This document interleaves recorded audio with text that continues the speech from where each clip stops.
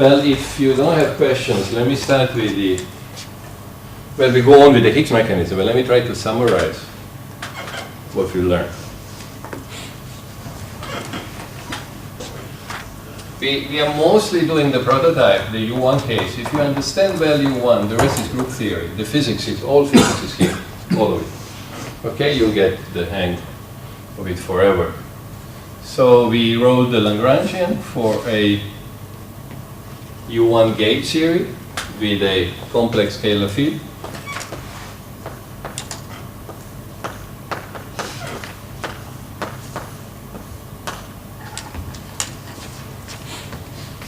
There is a potential. All they need is to propagate the fields, they give them a potential, and of course the kinetic energy.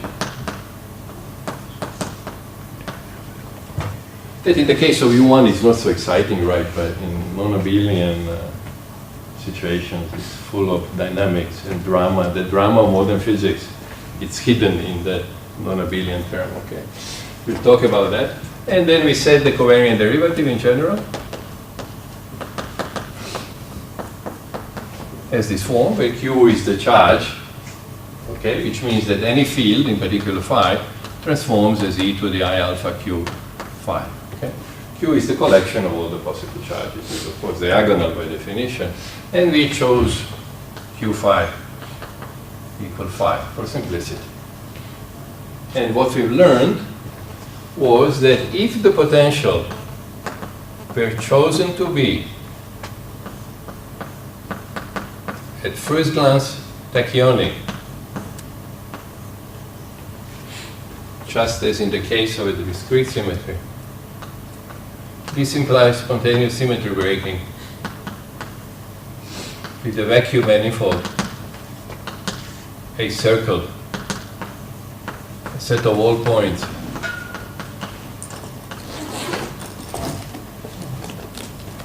with a fixed, I don't know why I wrote phi dagger. This is phi star phi. Well, phi dagger, I read it, anticipating myself for a non-abelian case. And then we said we can pick up a point on that circle and live there. We've seen in an example of SU2, we can see it here. Physics does not depend on the choice. What we've learned, what did we learn? First, that dangerous and smart way of looking at it is to go to the unitary gauge. You say, I can always write phi prime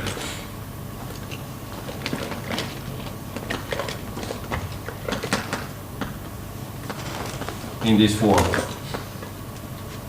and then gauge away the phase. That's the gauge freedom. And that's what we've done. We went into the gauge. Phi is e to the minus g over v phi prime, which is 1 over square root of 2 v plus h. We could call it phi unitary, as it's often called. And correspondingly, there is a gauge field, which is a transformation of the original one. It doesn't matter what it is. I work with these coordinates. And in this case, I found, so in the unitary gauge,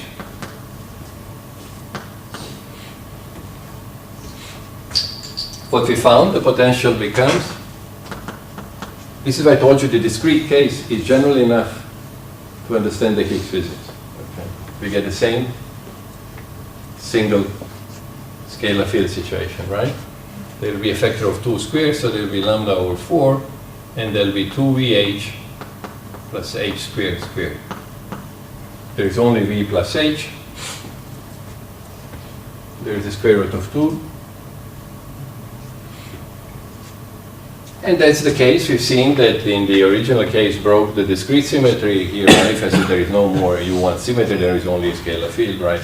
The symmetry looks completely broken. If you and I come and look at this theory, we see no trace of the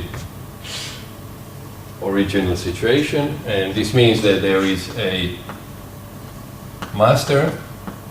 So remember, H is completely physical. There was a question last time, okay? It has no dependence on gauge fixing. He has well-defined interactions. One of the characteristics is that he has a mass which is proportional to V. It has to be. I can guess this. I cannot guess the coefficient, but I knew that the mass had to be proportional to V and had to be proportional to lambda. It has to couple.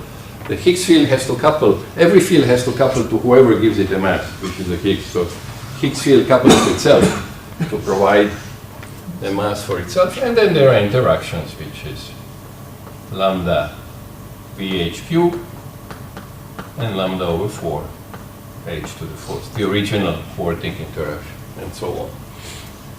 Nothing much to study here except a bit of physics. We are far from checking these things. You know, to have a Higgs factor, you can imagine it's going to be complicated. Okay? We'll have to talk about that too. And then, from the covariant derivative, from d mu phi squared, we obtain 1/2 g squared, v squared, a mu, v plus h squared.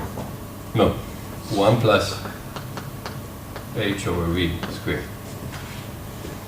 I took v out on dimensional grounds. This is correct. So I get that in MA, okay, this is what we learned, is GV. Once again, a mass is proportional to V, and it's proportional to the way the state field particle couples to the vacuum expectation value, which is a gauge coupling. I also learned that the Higgs coupled with the important thing that I learned is that the Higgs couples to the gauge field proportional to its mass. This will always happen. Higgs, A mu. There is also another quartic term, okay, but the dominant, interesting ones, the one that we'll be talking about is this coupling. That's what we need. A very simple, elegant theory, but seemed useless to the fathers, to Weinberg and Salam, and I guess anybody had a look at it, so they never paid attention. Nobody. My advisor, Rabbi Mohapatra, was a student of Bob Marshak, Sudarshan B minus A theory, and they read the paper. This is what I find amazing. They had a journal club. As you will see, there are journal clubs here. People meet and discuss new papers, and they say, "So what?" Okay, there it was, you know, a jewel. Okay.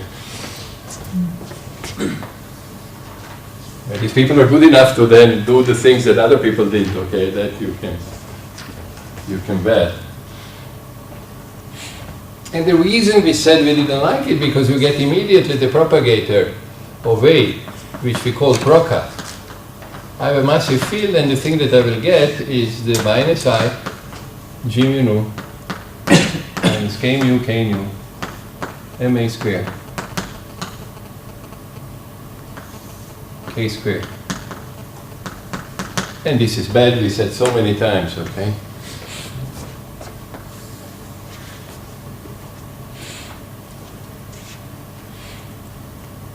The solution which existed in the form of Stuckelberg came years later through the work of Hoff, who said, let's keep G.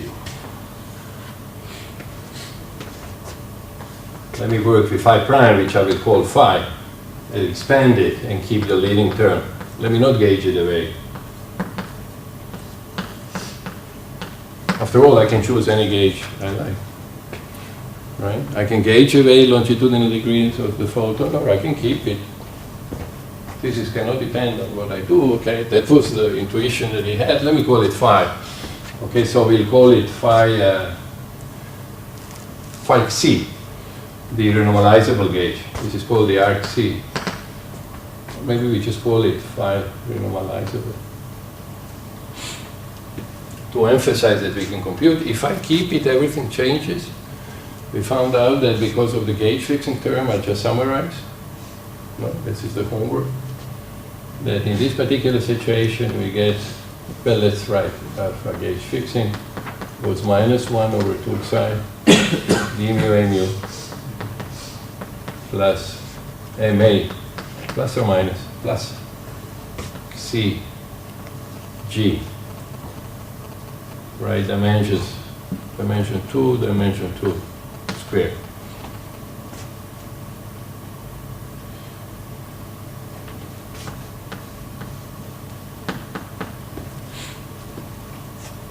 And we got the propagator d mu nu, which is, let's call it function of c minus I g mu nu plus psi minus 1 k square minus psi ma square.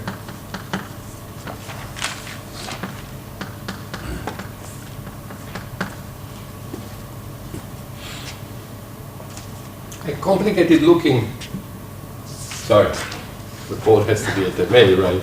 This is a physical particle after all. There may be unphysical degrees of freedom that I want to propagate. Okay, and then there is d of g as a function of psi, which is I, k squared minus psi ma squared. So I've added some degrees of freedom with dependent psi, and I've claimed that the psi should cancel, okay, and everything is going to be okay, and we're going to show this today. Okay, in order not to wait anymore. Let's do it today. I was going to go on with the Higgs, but it's good to see it immediately so that you can trust me. Then you have to, of course, go through the analog of Dyson's, Schwinger, etc., Dyson work to prove this to all orders and perturbation theory. You and I will not worry about that, okay? That has been done. It shouldn't surprise us so much that it works, because there are all the features that we found in QED, or most of them, remain here. And the essence there is that you have well-behaved propagators. So let's write this a little, this I can write, in other words, let me write this, so I call this proca, right? I can write this, why don't I do it like this? Please use this to ask any questions if by any chance, you know, there are still things that bug you, okay? So let's keep it here, I k squared minus psi ma squared. And let's write this, let's split the proca piece. So I'll write it d mu nu proca plus. So if I have this, that means I am adding, this goes with plus I, you agree? So I have to cancel it, so I'll get minus I k nu ma squared, and then I have minus I is outside, okay? Sorry, I should have been careful. So I have minus I, okay, this is good, so I can put it here, plus psi minus 1 k nu. I could have taken this out as a common factor over k squared minus psi ma squared k squared. Okay, I want to take the physical proca piece, which does not depend on psi, and I want to isolate the gauge dependence, okay, so that I can start thinking what is really happening here, what is propagating, what are extra degrees of freedom, how they cancel. If I'm right, this unphysical degree should cancel.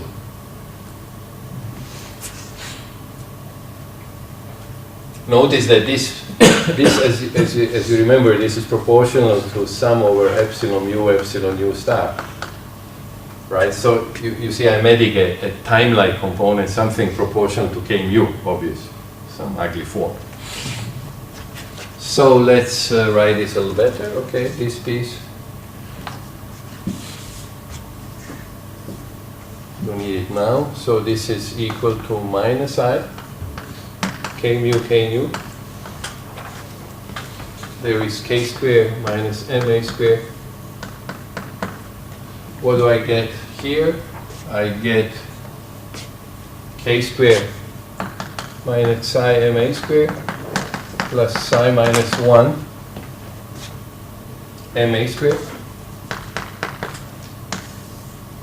Ma squared k squared minus psi ma squared. I just sum the two pieces with a common denominator. Okay? I let you check with me that I'm right. If I'm right, yes, this piece cancels against this piece. You agree? Plus and minus signs. Then I'm left k squared minus ma squared, and I have here k squared minus ma squared. So I can cancel this.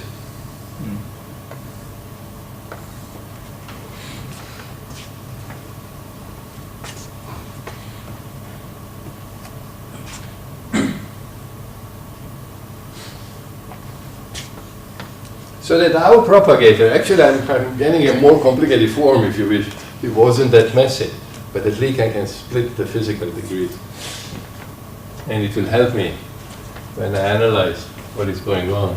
So I got to that my propagator is equal to d mu nu proca minus, there is an overall minus sign, I k nu over ma squared k squared minus psi ma squared.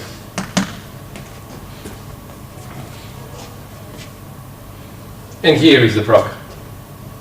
Let's not erase it, let's keep it.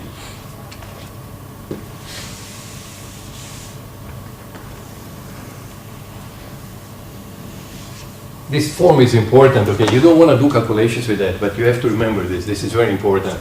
You have to remember the logic. And by the way, you should keep it, you should easily remember because k mu acting here has to give me 0. Okay, since this is the sum of the polarizations, okay. K mu,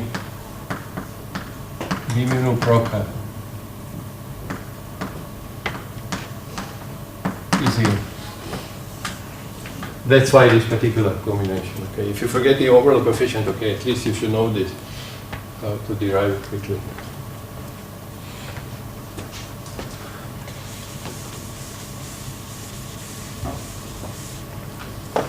And now you see you can get some idea what is going on, okay?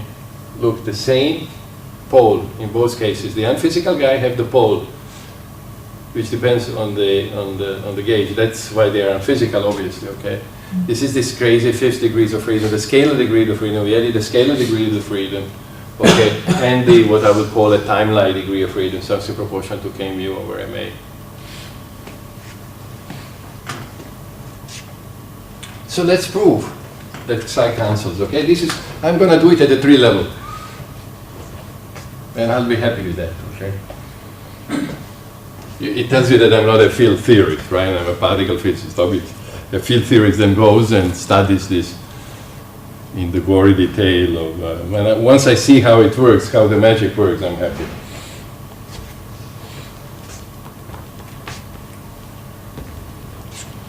So let's forget unitary gauge for the time being. And come back to it. And the Higgs we are going to postpone for later. We want to understand the structure of the Standard Model, the details of the fixed physics, as important as they are. We'll do in due time. If you have a base, a solid base of this, okay. Let's keep the original Lagrangian so that you call that the zero we started with is very simple.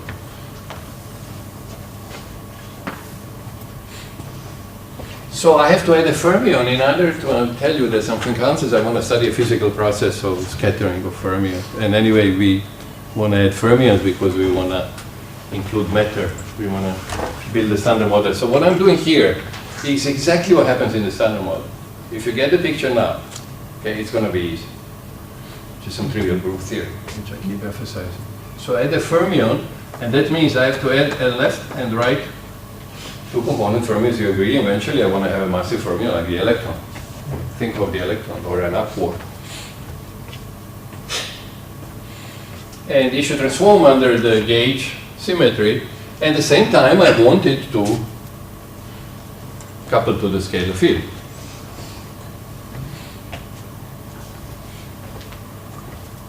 I'm going to add a Yukawa interaction, which is Yukawa coupling, psi L bar, phi, psi r, plus Hermitian conjugate.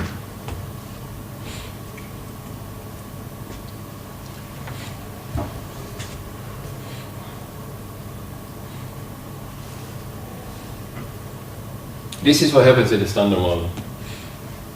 exactly the same thing, so it's good to notice here. If I want to have this Yukawa interaction, okay, which will be fundamental in generating the mass for the fermion, it tells me that psi L and psi R have different quantum numbers on the gauge symmetry. Okay, psi L and psi R cannot transform the same way, or better to say, they cannot have the same charges. So I took here that Q phi, remember, was 1. I raised the covariant derivative, it should be in the box. Once I tell you what the charge of the particle is, you can do whatever you need, right? It's all hidden in the generic structure of a covariant derivative. So what I'm saying that QL of a fermion L must be different of QR. Imagine that they are the same. Imagine. Then this could not be invariant. After all, this transforms into Yukawa. Well, Yukawa is just a coupling, into psi L bar. So what I mean is that psi L transforms into e to the I alpha. Remember what I wrote? That phi transforms into e to the I alpha q phi, which is the same as e to the I alpha q phi phi. So psi L transforms like this, psi R transforms as e to the I alpha q psi R, but this is e to the I alpha ql psi L, and this is e to the I alpha qr psi R. Agreed? Yes. By definition. So that means that this transforms into psi L bar e to the minus I alpha ql e to the I q phi. Let's write it. E to the plus I alpha qr psi R. Q phi is non-zero. So QL cannot be equal to QR. Okay, let's make it more manifest. This is e to the I q phi plus QR minus QL psi R. This must be 0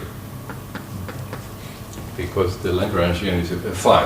Okay, phi I can put inside, I can put outside. It's a scalar. Lagrangian must be invariant under the group transformation, symmetry transformation. So this is my final Q. So this proves this state. And you have a choice. These are called chiral symmetries. Chiral symmetry means that there is a chirality involved, and left and right are not the same. Okay. Once you can distinguish left and right, you call it chiral. So I'm distinguishing left and right. Exactly what happens in the standard model. In the standard model, left is going to be a doublet. It's going to be even more manifest. And right is going to be a singlet. Okay. Standard model is a chiral theory.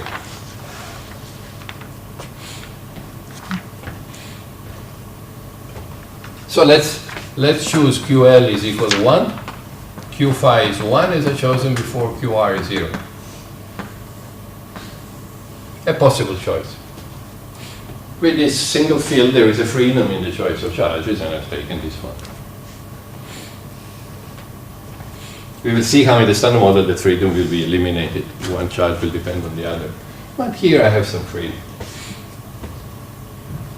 So in other words, let me make it emphasize more clearly. D mu psi L is d mu minus I G A mu psi L. And d mu psi R, this is what we in English is d mu psi R. I took example, you see, what I'm trying to prepare in a simple case is what we have to find in the standard model. The right-handed guy being a singlet. This is what you mean by the singlet. Singlet cannot feel the interaction because there's no charge, okay? So whether I talk of one charge of 25 or 24 charges, say, the 24 charges will be what symmetry? Which group has 24 generators or charges? I put this number. It's SU5. SU5 will have 24 generators, okay? Why do I mention SU5? It's celebrated laboratory to understand unification. In the early 70s, when people saw that the standard model worked, people got more ambitious and wanted to unify everything. In Georgia and Glacier, the same Glacier constructed a theory based on SU5. But whether I work with U1 or SU5, exactly the same principles are to be followed. Everything is in the transformation properties in their charges. I specify the charges, then I write the covariant derivative, and I read off what happens. And what happens is the following. So let's do some scattering. Let's scatter. Oh, let's write down maybe this more. No, let me write it a little more completely here. Now I don't need this at the moment. I'll come back. Let me try to use the blackboard. Okay. So this is the mu nu, which is a function of psi. And I have here d of j.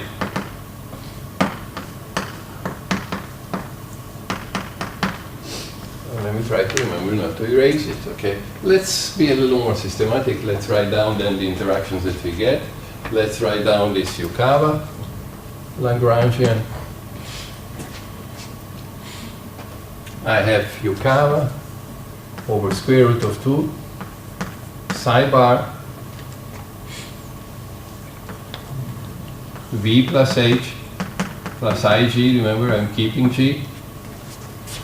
Psi L bar psi r. My r is 1 minus gamma 5 over 2.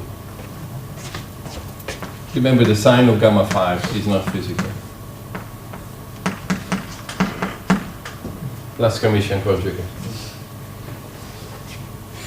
You agree? This is, I want to see now in terms of a 4-component field. You will see immediately why. I get here Yukawa v over square root of 2 psi bar psi. First piece. Then I get Yukawa v over square root of 2, no Yukawa v, Yukawa h, I'm sorry, psi bar psi. And then I have the minus I Yukawa over square root of 2g psi bar gamma 5 psi.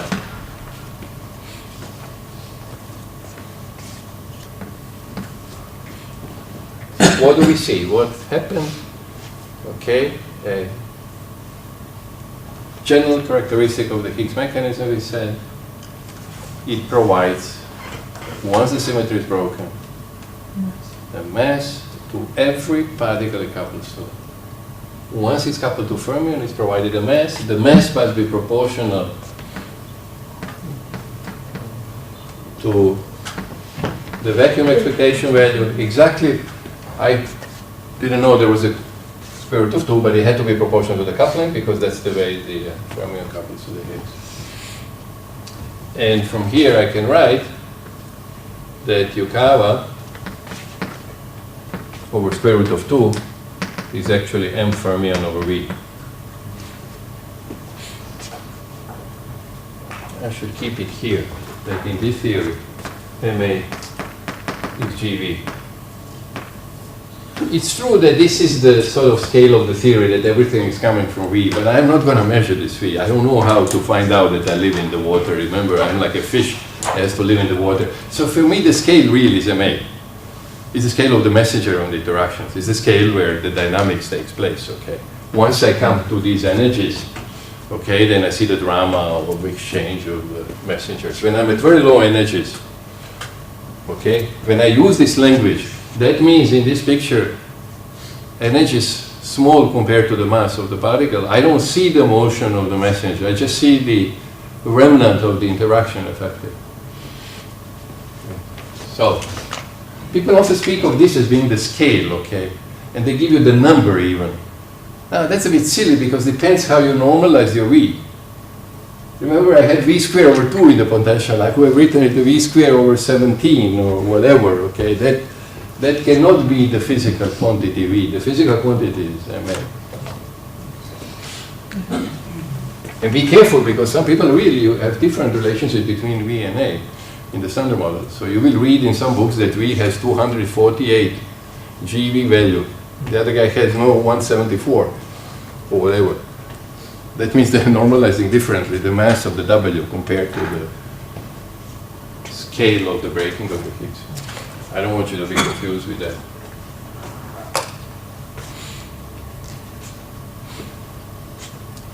So in other words, this Lagrangian has M fermion 5 bar psi. Fermion became massive. I solved the problem of the fermion mass. If I didn't have the Higgs, this guy would have been massless. But I am measuring this fermion to be a charged particle. Charged particles are massive. Then I get an interaction, which I will write with H, which is M fermion over V, but I'm going to write it G over MA. This is equal G M fermion over MA. I don't like V. I forget what V is, but once I know this, since I measured this, okay, everything is hidden here. I measure G. And I have to be consistent with myself. G is that coupling that relates these two guys. G is this coupling, not T. This is not QED. Chiral theory, massive gauge field, okay. This is some toy example. H, psi bar psi. Okay, this please pay attention. This is the magic formula which is true also in the standard model. Everything that we have to learn the standard model is captured here. Everything, all the essential features. The way it couples to the gauge field, the way it couples to the fermions, okay. It's all here. So if I ask you the Higgs field, who does the Higgs field, even before talking about the standard model, you can help me, who will the Higgs field like to decay to? Yeah, it likes to decay to top. No, it's a good thing, but the top is too heavy, so it doesn't manage. Then it looks okay, I can decay into top, the next guy. BB bar. Let's make a little digression so we don't get lost completely in the formalities. So H decays mostly into BB bar. Why? Because MBE is pretty large, it's about 4 or 5 GeV, let's say. Next, just to see if you know them roughly. Tau. What Smirnov told you, tau. The next guy on the list is tau, okay. M tau is about 2 GeV, 1.8. Here there is color also, so it likes to decay. Some other guy, who would be next?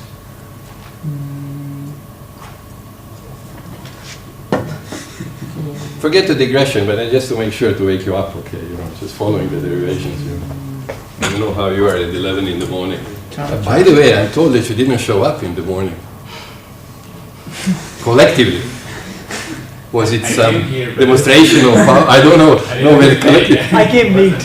Oh, you mean this was accidental? But 9 a.m. is... You don't like it, so why don't you tell them?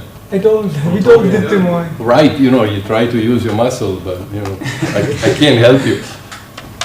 That you have to solve, okay? I can understand. But I can't condone it.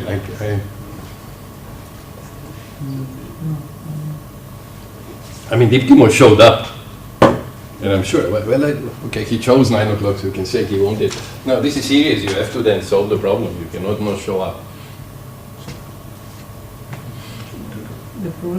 Some other massive quark?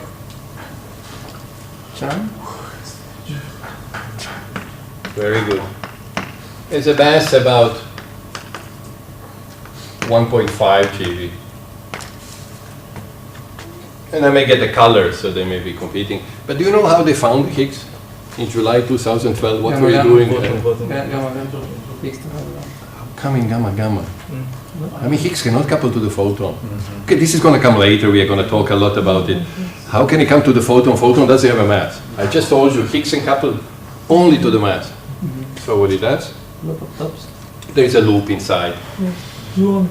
So Higgs can also couple through loops So I have something here, I imagine a loop, doesn't matter. We'll talk about the charged particle. But why in the world would a loop be suppressed? By the way, the branching ratio, Higgs to gamma gamma, Small. it's about 10 to the minus 3. Not surprisingly, there is alpha, etc., etc. So why would you look for something that happens once in 1,000? Why did they look for this? Because it's hadronic, so it's... The machine is full of BB parts, Yes. okay? We'll have to address that in the future. Okay? So it's ironical that they looked at one of the least relevant channels, okay? Why? Because I get monochromatic photons. Mhm. You know, each of them carrying precisely half of the... Okay, little historic and physical digression. Let's go back to our toy model.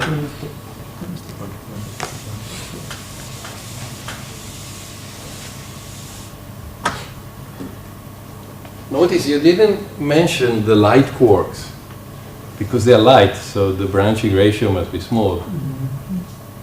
So when I'm going on, you can think, why did it take so long to produce the Higgs? Why didn't they produce the Higgs in 1983 when they found the W? Why was it not produced at lab? Okay, I'm going to wet your mouse while I go on, okay? Then in 15 minutes we come back to this. How did they produce it, by the way? Some of you may know, in the LHC machine. But to go on, I find out, and this is very important for me, this interaction, of course, this is fundamental. This is the physics of the standard model. This particle doesn't exist, but it's very important for me, because, and for you, because we want to compute in the R gauge. So what we get, minus I, G, M fermion over MA, G psi bar gamma 5 phi. If G were to exist, it would be an interesting particle. Proportional to the mass, coupling just like the Higgs. But here gamma 5, if you go to low energies, you will find out that gamma 5 gives a spin. We may have this as a homework problem. It's neat to have. If G were to exist, it would be a very, very interesting particle to think about. But so now I can look at the physics of, say, scattering. Oh, I forgot to write the... okay, I'll write it now.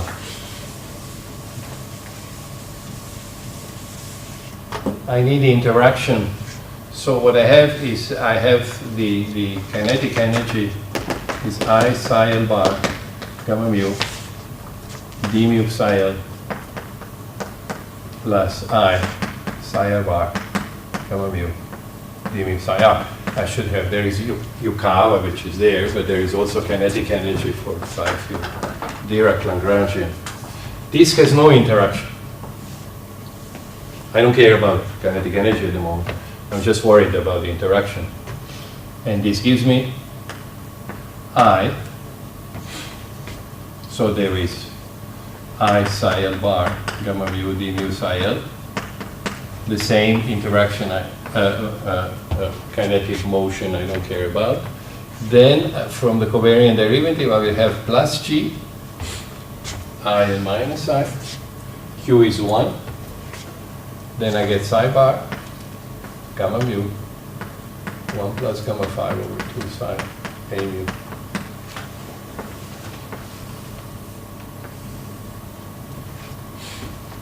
I took this example, you see, to illustrate the physics of the standard model. This is very similar to W, right? W couples like this. Only what W does, it changes what we call the flavor. It changes the nature of the particle. It takes up to down, but the essence is this parity breaking chiral interaction. So now we have all the ingredients to look at the scattering. Let's look at the scattering of these fermions on each other. When I mean fermion, I mean psi. Particle field is psi. So how the scattering takes place, where I can exchange a funny massive photon, quote unquote, funny analog of the Z boson, For example, if you recall the Z boson in the standard model couples to neutrino like this. This is maybe a better example than W. If you go back into your notes, a comment, a side comment.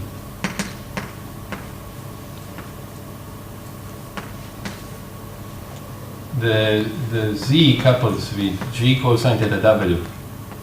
There was so-called V mixing gang. I don't know if you remember. And then there was gamma mu. And then there was T3 minus Q sine squared theta W. This was the coupling. Psi bar psi. So when psi is neutrino, Q is 0. So you get T3 picks up only left-handed particle. So you get nu bar gamma mu 1 plus gamma 5 over 2 nu with appropriate coefficients. Okay, this is precisely what we are imitating, the Z case. We can then generalize it, right? There is T3 outside, I didn't write, there will be another half from T3. There will be G over cosine theta W. What I wanted to capture is the structure. Where is left, right? Where is right? No, this is left. 1 plus gamma 5 is left. Ah, okay. We do it minus. Remember, my left may not be. Well, it's sort of, if you and I should talk to each other for another month or so, we have to have the same conventions, right? Otherwise, every time if I had to say, what is left? Well, left is where the heart is. Okay, then. You are used to minus? Yeah. Is that? Even I use the minus in the homeworks. In the homework? Yes. My homework? Yes. No. Homework is I don't think so. I use it. I think I was consistent with myself at least. I may not be consistent, but that's you know, it's not easy to be consistent with oneself. You know, try to do it. You know, throughout your life, you'll find it difficult. You know, consistency is hard. Besides, most of the errors happens when you are not in physics, at least consistent with yourself. But I think I took always 1 plus gamma 5. Not in my notes. Oh yeah, you can have your gamma 5, just be careful that then you and I talk about the same thing. It's after all only a convention. I can exchange, according to the Mr. Stuckelberg at Hof, also this guy.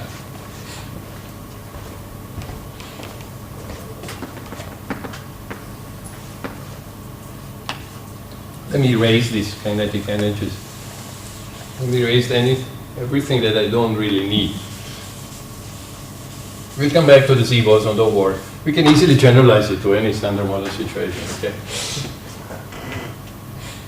There is also the exchange of the Higgs particle.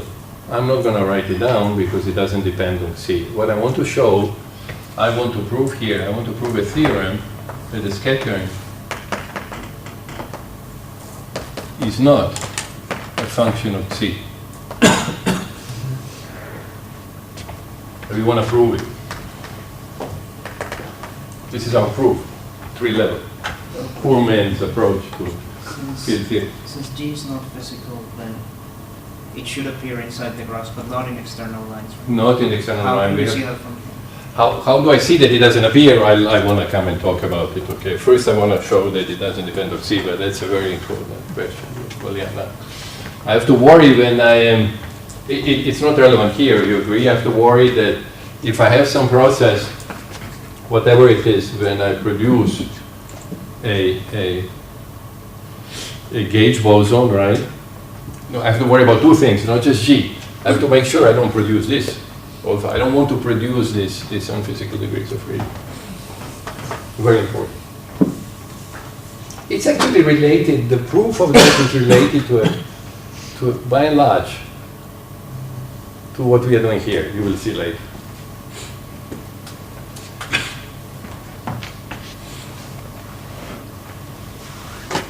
So this is the first step I have to make sure. I suspect that this everything tells me that it must be true, because in QED I had a similar situation. I have a longitudinal and a time-like photon.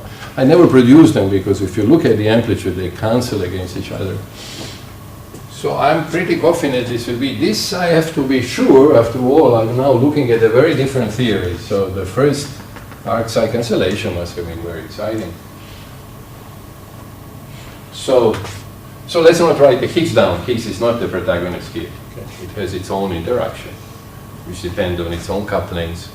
And notice the difference. This is a scalar particle, no gauge dependence here. Not in its propagator, mh squared, 2 lambda v squared, perfectly well defined. Notice the difference here. The G is a pseudoscalar, and this is also sort of mixture of vector and pseudo vector. Okay, these two guys you will see. So if you get the picture here, it will help you to understand. It's precisely the production of what happens. I can anticipate the answer to you. Production of this cancels against the production of the longitudinal component, time-like component. Okay, but let's do this first. So we have a particle with momentum P1 and K1 scattering to become P2 and K2, and some momentum Q propagate. P1, K1, P2, K2, Q propagate.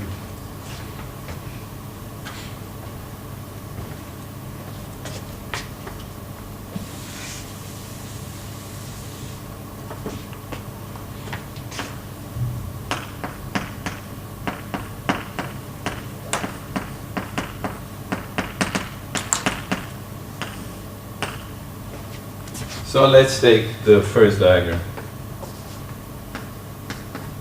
So what I have, I have two vertices which are minus I times G. The rule is minus I times the coupling in the Lagrange, do you agree? Minus IG squared minus IG minus IG.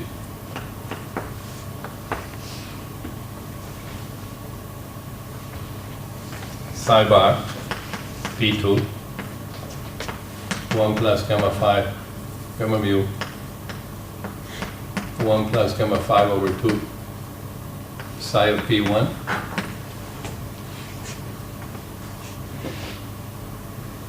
then I propagate my guy. So why don't I just write d mu nu psi bar K2 gamma nu 1 plus gamma 5 over 2 psi of K1.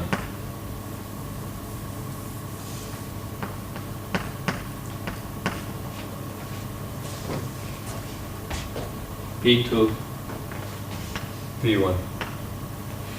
Now the propagator has two pieces. It has a proca piece. I'm not going to write it down. Proca does not depend on gauge. I have to show you the gauge cancellation, okay? And then we'll include it, okay? So I'll just remind you here that there is d mu nu proca plus d mu nu, which manifestly depends on psi. Well, I called it. So let me not write like this. Plus d mu nu prime. This is it. So this is minus IG squared phi bar. Let me read it here. How should I do it? This elegant possible. This I don't need anymore. This I don't need anymore. This is the original. I don't need the Higgs couplings.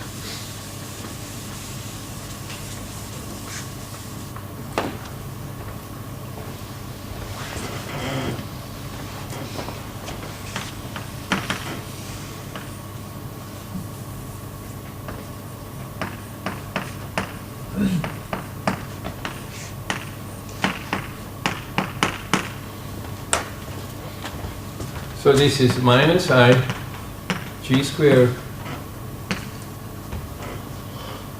psi bar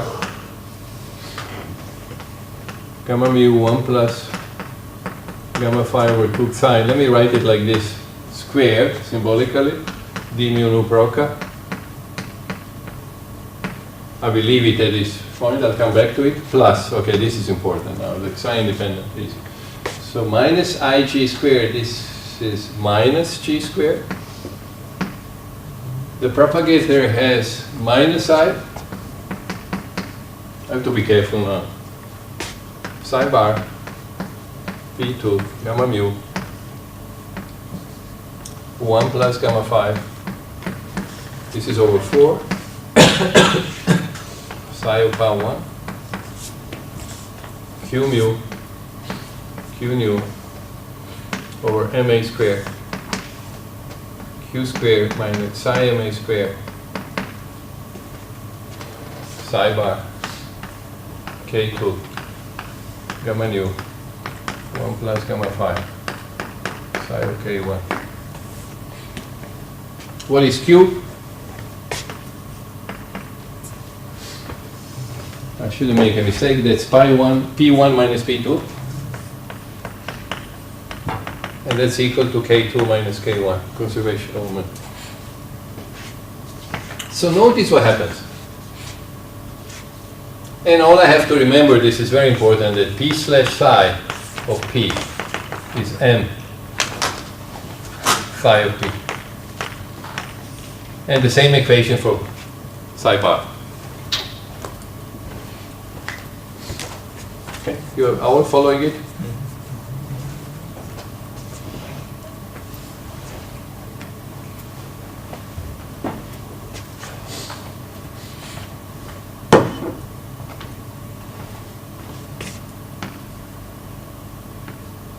I can understand you not coming at 9 o'clock. I didn't have my tea. This is my morning tea.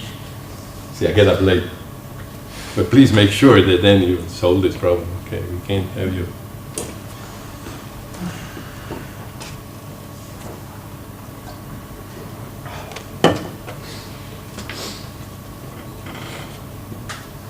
So where do we want to? Let's look here. Notice when q mu x on p2, it gives me mass with a minus sign. So this is minus I g squared over 4. Make sure I don't make a mistake with the sign. Then I will have psi bar p2. There is gamma mu q mu, but that's just m with a minus sign because I have minus p2. So I'll have minus m. There is gamma phi, psi of p1. Let me write like this. I'm just first piece, q mu. But q mu can also act here because it has p1. But then I have to move gamma 5 to gamma mu. So this is plus psi bar. I move gamma 5, so then I get a minus sign by moving gamma 5. And then I get minus, no, then I get plus m, because it's plus pi 1, Minus 1. plus p1. M1, gamma 5. So I can write like this. I don't know, I could have taken just here.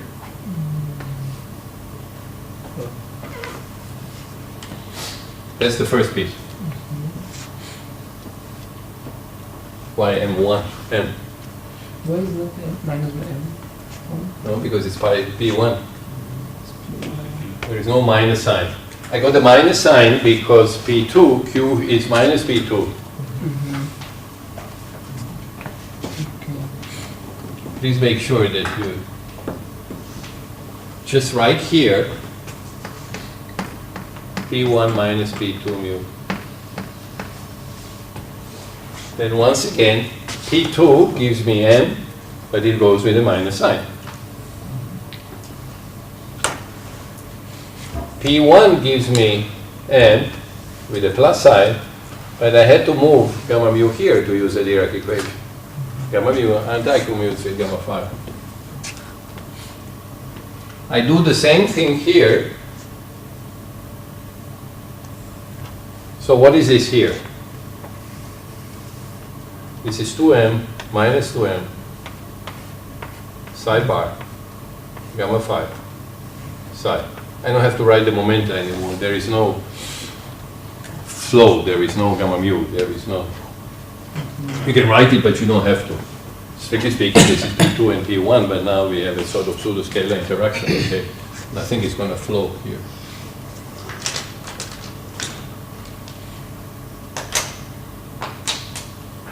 And here, please convince yourself you will get psi bar. You will get plus 2m phi bar gamma phi phi. This is K2 minus K1. It has opposite dependence on 2 and 1. So you get an opposite sign.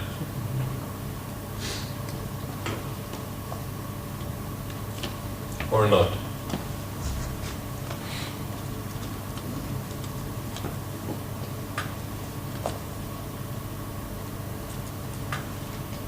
Did I make a mistake?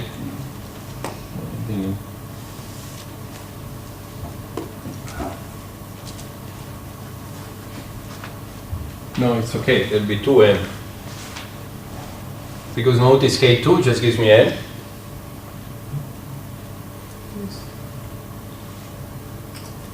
Okay. Yes, and then And K1 gives me m, but there is a minus sign because I have to go through gamma 5, so I get plus m. So I found out that this is the A piece, the propagation of the gauge boson. It has a proca. This is physical.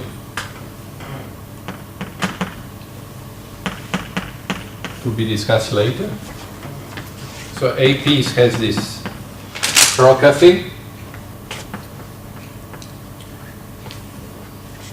And the rest is minus I g squared, 4 cancels, 2m fermion. I should call this m fermion.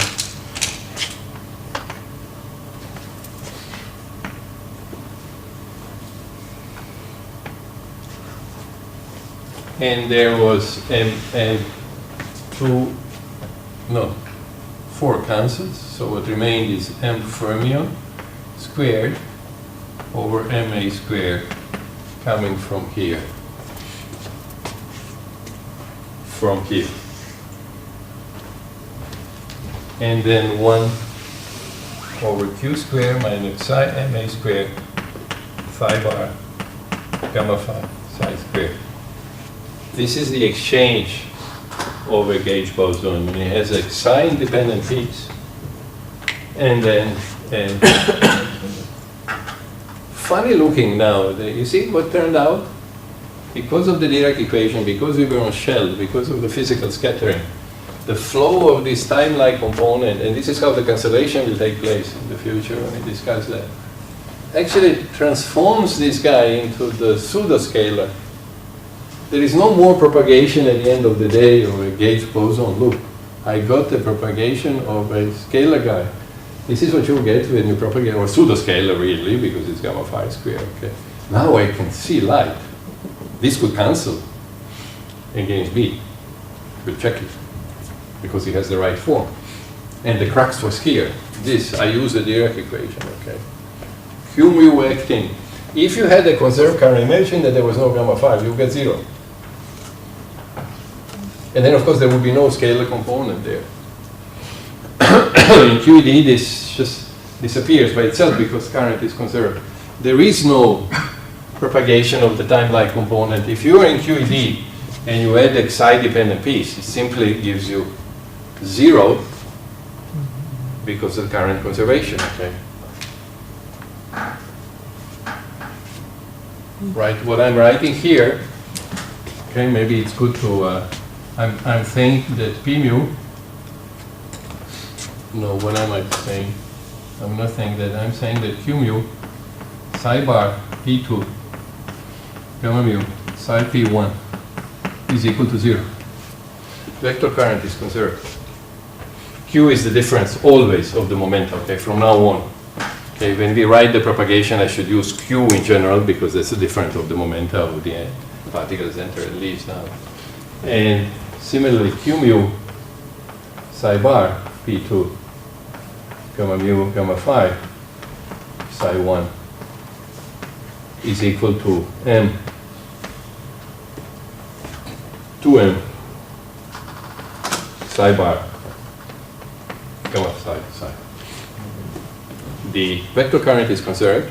So in QED there will be no gamma phi piece, and you will get immediately 0. And there is of course no 5th degree of freedom, okay, there is nothing to add. You already have these 2 extra degrees of freedom. Everything is clear in QED. You must have seen this before, you must have thought about it. Or maybe you didn't. The psi cancellations in QED you did? Yes. It's trivial. In QED you simply say that the propagator, this is why Feynman used to like to work with G mu nu, because this can never contribute because the current is conserved. You don't have a conserved current. At the end the symmetry is broken. We are right when we look in the unitary gauge. There is no symmetry anymore. Except that there was a symmetry in the beginning, and I can compute with the Lagrangian any which way I want in a gauge situation. Therefore, you know, Nambu comes back and says, well, yeah, you are right. He says, Yang symmetry is broken, but also you are wrong, symmetry is not broken. So physically it's broken, okay. This current is not conserved. When there is a symmetry, there is a conserved current, says Eminet. Okay, this is what I got for A. I'm going to erase it if you follow it.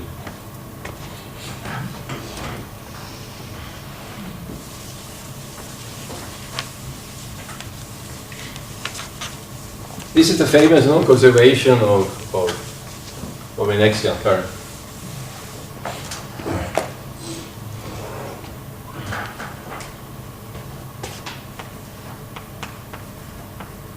I think Q is P2 minus P1 with this sign.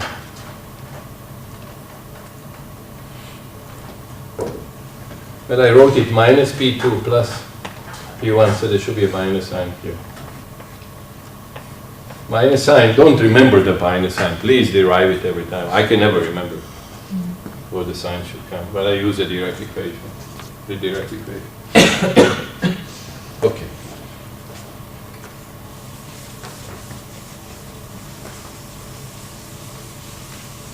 So this is A. There is a physical propagation of a particle, and then there is a funny propagation of the time-like component which became pseudo-scalar. Now I look at B. B, at every vertex there is a minus sign times a minus sign, so I have minus 1. Okay, just minus G M fermion over MA squared. Okay, I put twice. There's already I, so I get rid of I. I don't have to worry about the sign. If I made a sign mistake, it won't matter here in the coupling because this coupling is square. Then I get psi bar, gamma 5 at the first vertex, and at the second vertex, so I get squared.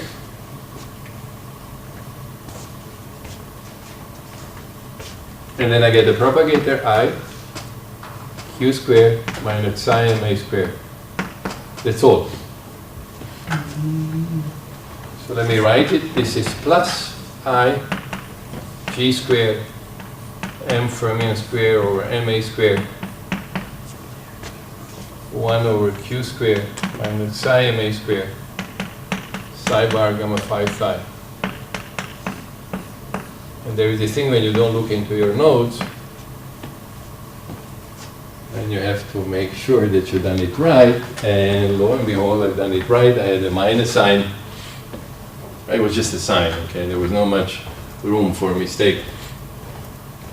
B cancels A, the psi-dependent piece.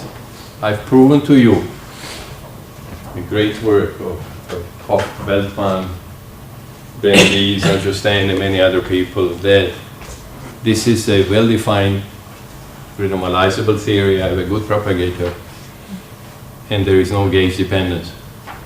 So therefore, what you conclude in the unitary gauge, if you are able to compute, is correct. My advice, don't do it, you will find bad divergences. So it will be very hard to work with that, okay? But since every gauge is equivalent to every other, you know, unitary gauge is C going to infinity. Well, at the 3 level, it's trivial. What would have happened in the unitary gauge? There would be no G, there would be no psi piece, there would just be the proper piece. That's what I have. Okay, let's write down A plus B at the end of the day. This cancels this.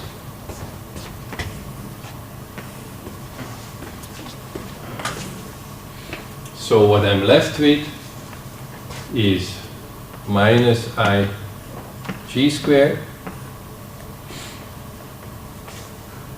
Why not just write it? It's minus G squared times minus I times psi bar gamma mu 1 plus gamma 5 over 2 psi bar gamma nu 1 plus gamma 5 over 2 psi. Then I had G mu nu minus Q mu Q nu over MA squared. This is how the scattering looks like. This is what we would have gotten you and I in the unitary gauge. There is no problem with working in the unitary gauge at 3 level, obvious. The problems are loops.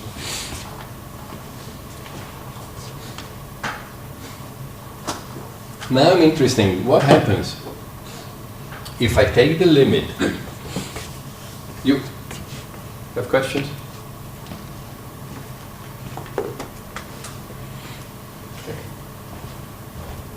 What happens if I take the limit? You have a question in the problem of the homework. There is this amusing thing.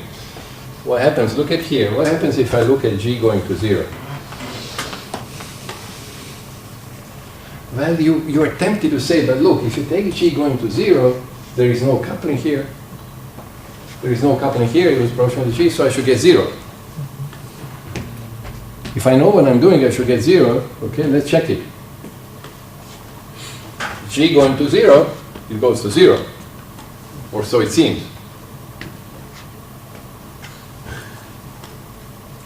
I invite you, I give you a minute or two. Actually, it doesn't go to 0. Tell me why not. Then we'll try to understand what is going on. Okay, we are now going to learn something new and important, something fundamental. MA is also going to 0. Sorry? But No, I want you to look at this expression. It doesn't go to 0, really. Well, let's look at piece by piece, okay? Let's look at the first piece.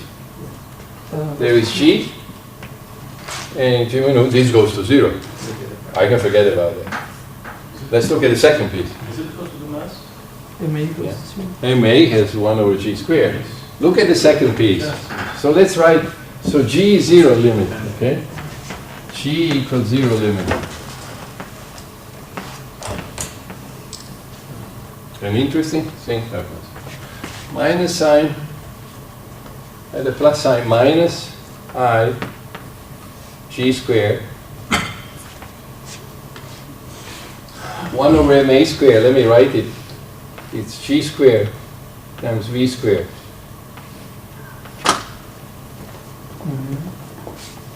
And then I have Q, but I already calculated that Q mu. I got, oh, there was a 4. No, it's 4, it's here inside. Okay, I kept it here.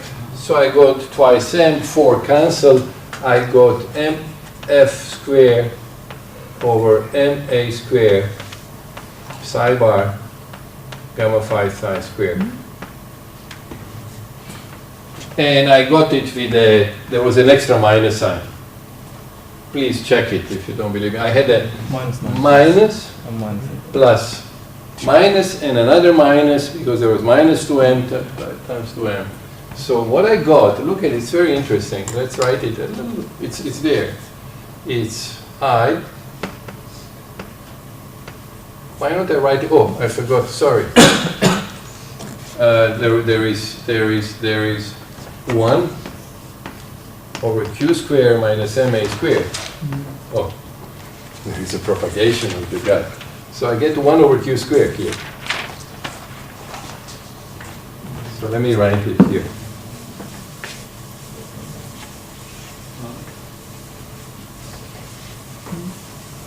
I've proven that psi cancelled, okay? That was, now I'm looking at the g equals 0 limit of my UA1 theory, the gauge theory, okay? And what I find out that the scattering, I don't even care what happens. The amplitude for the scattering is given by m fermion squared over v squared. There is I. There is 1 over q squared psi bar gamma phi phi squared. So look how it behaves. So what does it mean? How did I get this? Forget the calculation now. That means that I have a propagating massless particle. This is equivalent to having some particle whose mass is 0, let me call it g, and coupling is gamma phi. And then there is also m fermion over v.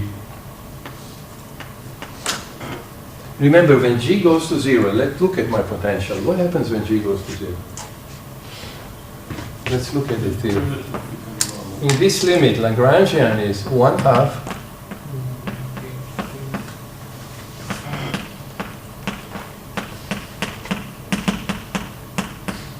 plus I psi bar gamma mu d mu psi. Then there is m minus, there was a minus sign, of course, minus m fermion psi bar psi minus I m fermion over v psi bar gamma phi psi times g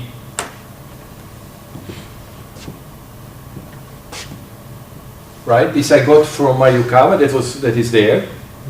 I wrote, just to remind you, I don't need this anymore. Just to remind you that for me, phi is v plus h plus ig. And of course, I should normalize it. So when the dust settles, I have the potential that we've written so many times. I have the kinetic energy for the fermionic field. I have its mass. There is a Higgs interaction.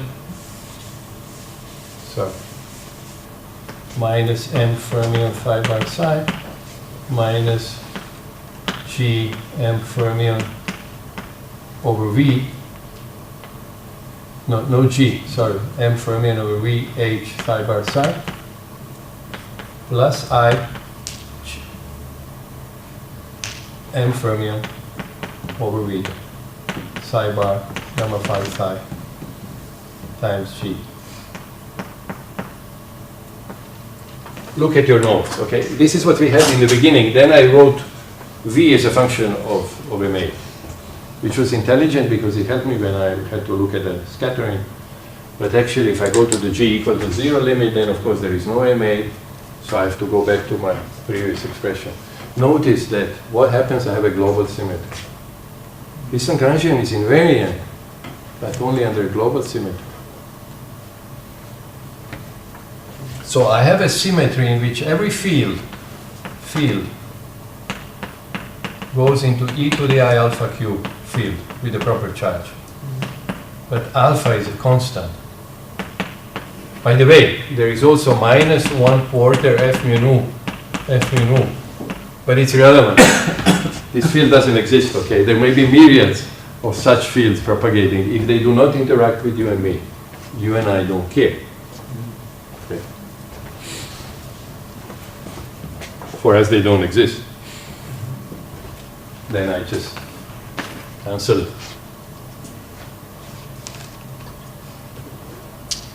So really,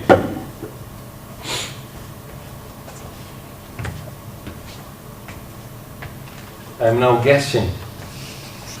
This is what I found out. The amplitude for the process tells me that there must be a massless particle with a funny gamma-5 interaction. The only candidate is G.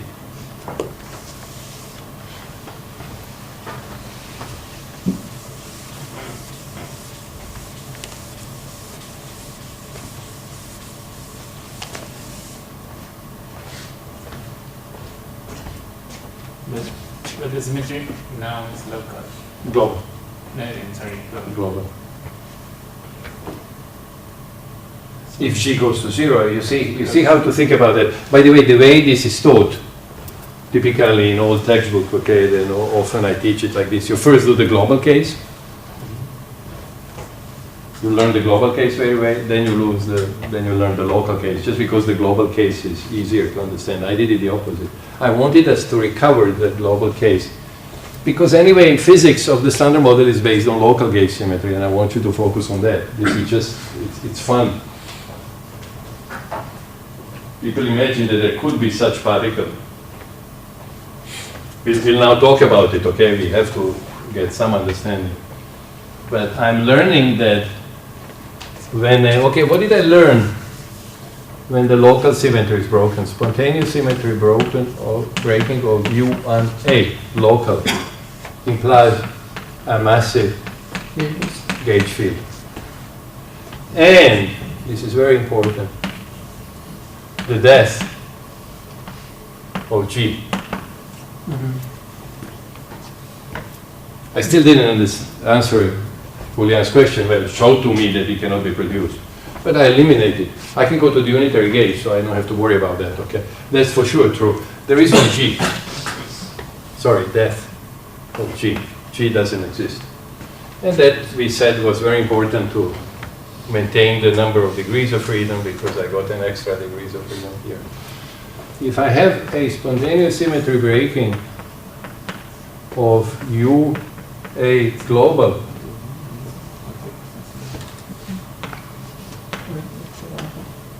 there is nothing like a gauge field. G is well and alive. You can't kill it. There is no gauge freedom to rotate it away. But it has an interesting characteristic. Mg0. I've proven it in a very funny manner, okay? I've come to that. I wanted you to see it physically. There has to be a massless pseudoscalar particle. I got it as a sort of gift from the calculation we had to do to show the sign variance, okay? And of course, we can see it immediately. V, remember, after all, is lambda phi dagger phi minus v squared over 2. This is lambda over 4, v plus h plus ig squared minus v squared, everything squared. Sorry, absolute value.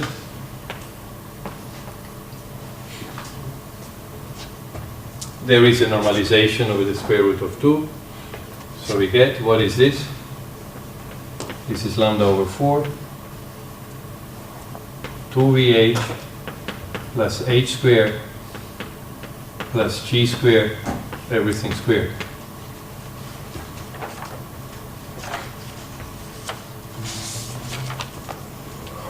Notice, unlike h, which has a mass, h, it doesn't matter whether the symmetry is global or local. Because in the potential, who cares? In the potential, whether there is a global or local symmetry. Potential has no derivatives. If I look at the potential, I won't even know that I'm talking about a global or local symmetry. Okay. So it's obvious that even in the global case, I should have the analog of the Higgs particle. I cannot call it Higgs because Higgs mechanism is the breaking of gauge symmetry So the name of Higgs particle we reserved historically for that scalar particle that gets a vacuum expectation value. But that will exist in global case too. And this is what Goldstone noticed, who followed the ideas of Nambu, okay? And this is why I claim, to me, I have no doubt that Goldstone deserves a Nobel Prize for predicting the existence of such a particle. Of course, I'm sure Higgs may have not paid attention to the, or he may have. So we I have don't know. another, sorry, we have another particle that can contribute to the scattering. Yeah, it's the Higgs. That is always there. Is that That's the correct? Higgs. Higgs is always there. I didn't write it in the first case of a local symmetry. I won't write it now. It's separate. No, I'm not saying that this is a whole form of the scattering. I'm saying that there is a contribution from a massless particle, which cannot cancel the Higgs one. Remember, this goes as gamma 5. They have nothing to do with each other. You separate the probabilities for this, right? They are not coherently adding to each other. So for any Fermi interaction, I have that. You will have this plus Even in plus QED. plus in QED. Also. Well, what do you mean in QED? That, in QED you don't have that. QED is to define the theory if there is only fermion and the photon. Alright. You mean, you have it always, of course, because QED is not the theory of physics. It's a part of the theory of physics. So we'll emphasize that. So the physics is QED, then we can call it QFD, quantum flavor dynamics, the W and Z, and then there is, QHD, the Higgs dynamics. That has to be enough, right? So if I ask you to look at the scattering, you cannot forget, if you are, if you have to study physical process, you have to include all the contribution. And at some point, weak interaction starts competing with QED. If you are high energies, okay, I'll come to that. Of course, everything is there. Now make sure that you don't get confused. What I've done here, I just showed you that the gauge interaction, in the limit going to 0, left a trace. Naively, you and I would have thought, oh, when G goes to 0, everything should go to 0. No, because when G goes to 0, this guy resurrects. It's an appropriate thing to do it. I should have done it just for Easter, not after Easter. We are watching resurrection. Okay? You're watching a divine act. Okay, here I am, a magician, performing a trick once again. Okay, there is magic in all of this to appreciate. Okay, I first make the guy disappear, and then if G goes to 0, the guy has to come back. I want to understand the goal. I want you to, maybe I was wrong. I decided to do it this way. For you the guys to see the Goldstone, Nambu Goldstone picture as a consequence of, throwing up the, as W becomes lighter, or Z or whatever, this Broca field lighter and lighter, this goes, when you start losing weight, that goes somewhere. So it just came back to life. And you and I saw it explicitly. Look, it has a propagation as 1 over Q mass, and then I'm guessing that must be G, because G, I cannot gauge it away, and obviously it's there. From here, you read, please, once again, that MA squared is 2 lambda V squared. And mg 0 manifest.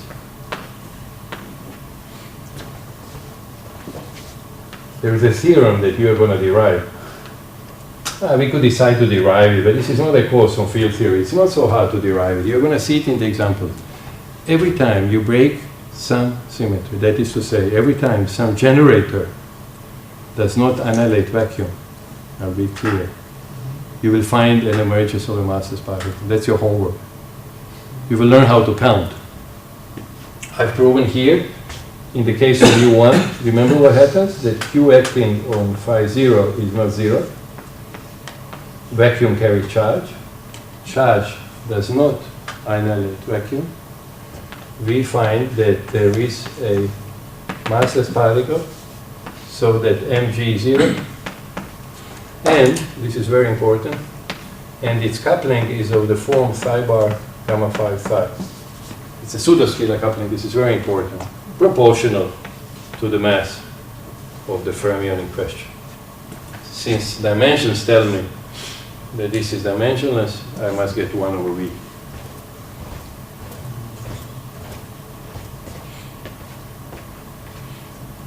This is called the Goldstone theorem, and it says every time you break a global symmetry, you get a massless particle.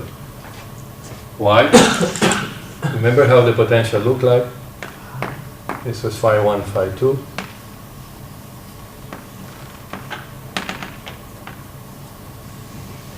There is an equipotential surface. It costs me no energy.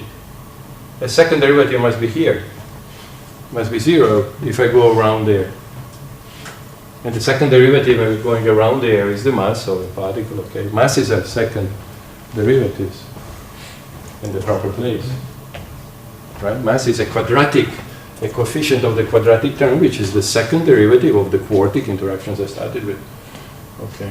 So it's not so strange that Goldstone, well, Nambu actually suggested this and Goldstone managed to prove. We shouldn't be surprised if I have two such directions, I'm going to have two such massless particles. And that you should see in the homework, or if there are 3, there should be 3 and so on. Okay? So the theorem, the Goldstone, it's called Goldstone theorem.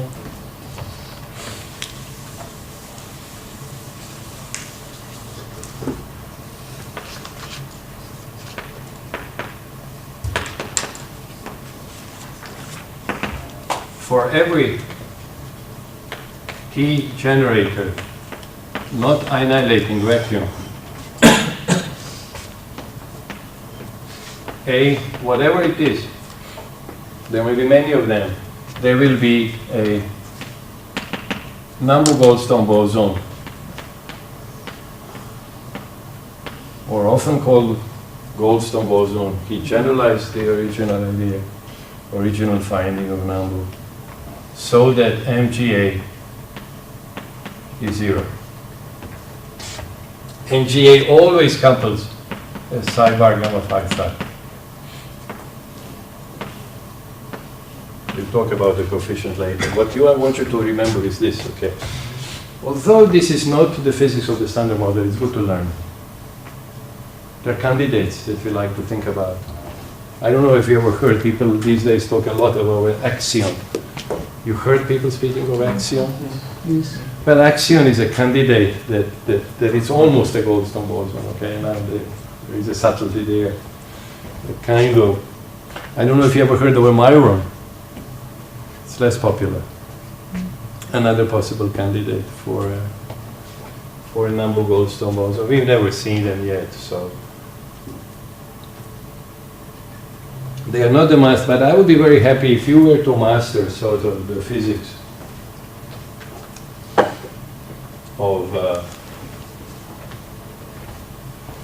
of both local and global case. So you see, I'm saying that in the case of global symmetry, G must be physical. I cannot gauge it away. After all, there it's a complex field, so it has 2 degrees of freedom. Another way of seeing it, okay, would be the answer to Julian's question that says that what happens physically is that these extra degrees of freedom I added here cancel these extra degrees of freedom that I added in this form. When there is no this guy, nothing will cancel the production of this guy, and this will become physical, okay? And of course, when G goes to 0, notice I'm seeing that when G goes to 0, this guy wants to remain.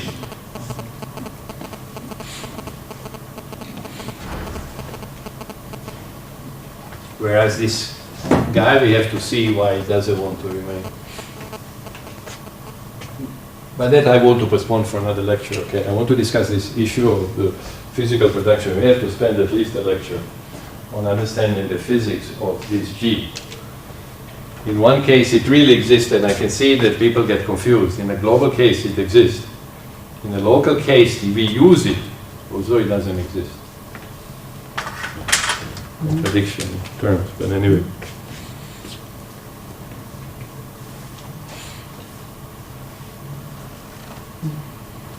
Ideally, this is a subject you should know when you come to the class, so I could actually teach you the physics of the sun and all, but we do what we can.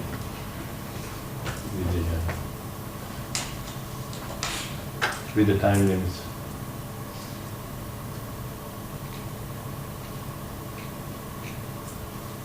Any last question?